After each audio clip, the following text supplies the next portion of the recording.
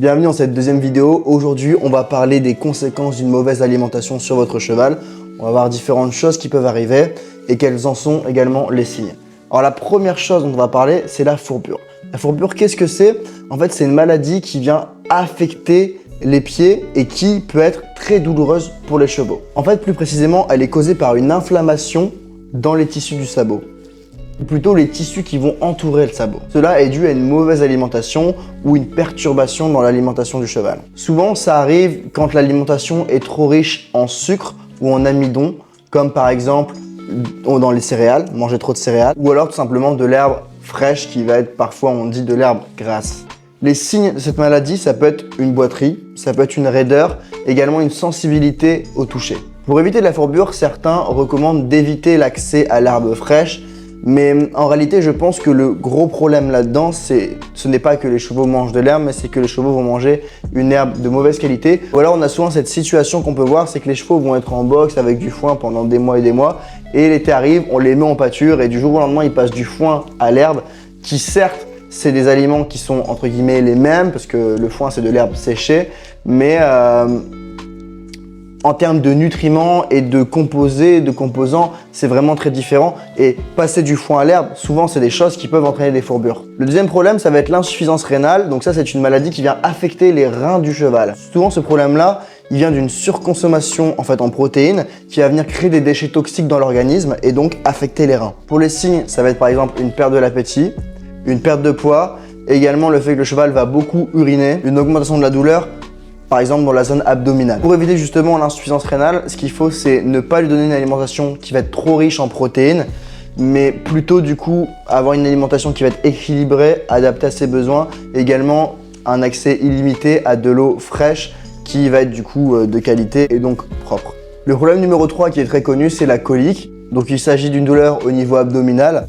Et ça peut être causé par plusieurs facteurs. Donc là, on parle d'une mauvaise alimentation, mais ça peut également être le fait que le cheval ne soit pas assez hydraté, qu'il ait une obstruction intestinale. Comme on dit souvent, il y a des bouchons, il est en colique. Mais ça peut également être des parasites, donc d'où l'importance de bien traiter votre cheval et de faire les vermifuges, etc. Mais aussi, ça peut être dû à un stress qui va être beaucoup trop important, beaucoup trop excessif pour lui et ça peut réellement créer une colique. Les coliques qui vont être, on va dire, légères, elles peuvent être soignées, entre guillemets, par un peu d'exercice, par tout simplement le jeûne, le fait de jeûner, le fait de ne pas manger, mais également aussi une supplémentation en électrolytes. Mais il arrive que dans certains cas, les coliques soient très graves et demandent parfois une intervention chirurgicale de la part d'une équipe de vétérinaires. C'est pour ça que lorsque vous avez les signes d'une colique, il est très important de prendre la chose en charge très rapidement afin d'éviter que les problèmes se développent et s'aggravent. Le quatrième problème, ça va être les ulcères. Les ulcères, qu'est-ce que c'est? Ce sont tout simplement des lésions dans les muqueuses de l'estomac du cheval. Et ces lésions, elles créent vraiment une douleur qui est très forte pour le cheval.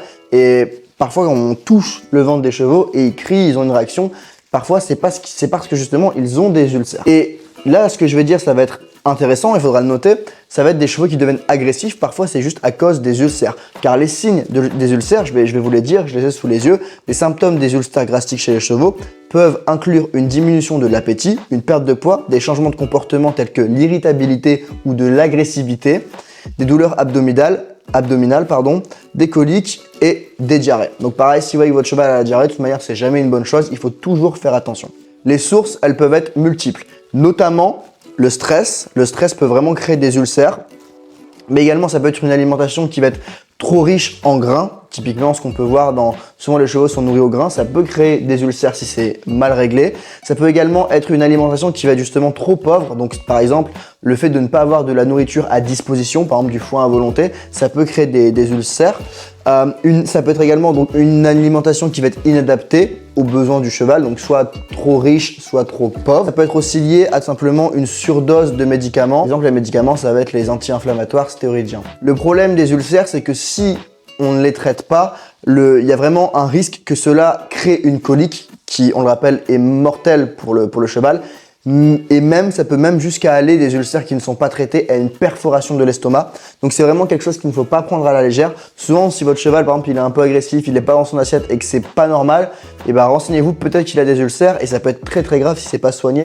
Voilà, c'est la fin de cette vidéo. Donc on a vu les principales maladies qui peuvent arriver si on a une mauvaise alimentation chez le cheval. Évidemment, je ne vais pas faire toutes les maladies non plus, mais ça vous donne déjà vraiment les choses, on va dire, qui reviennent le plus. Et dans la prochaine vidéo, on va voir l'anatomie du système digestif. Donc ça va être une vidéo un peu technique, mais c'est toujours intéressant pour ceux qui veulent vraiment devenir, on va dire, des bons propriétaires, des bons cavaliers, avoir une connaissance plus profonde, plus détaillée, plus technique, et pour simplement avoir une meilleure relation avec votre cheval en lui offrant une meilleure vie. Parce que comprendre ses besoins, c'est le comprendre lui, et donc si vous ne le comprenez pas, vous ne pouvez pas vraiment lui proposer un cadre de vie qui lui correspond. Abonnez-vous pour ne pas la manquer, et je vous dis à la prochaine. Je viens de créer le guide du cheval sensible dans lequel je te donne les 6 erreurs qui t'empêchent d'avancer. C'est une masterclass de 30 minutes en vidéo, totalement gratuite. Et si tu veux y accéder, t'as juste à aller dans la description. Et puis je te l'enverrai par mail.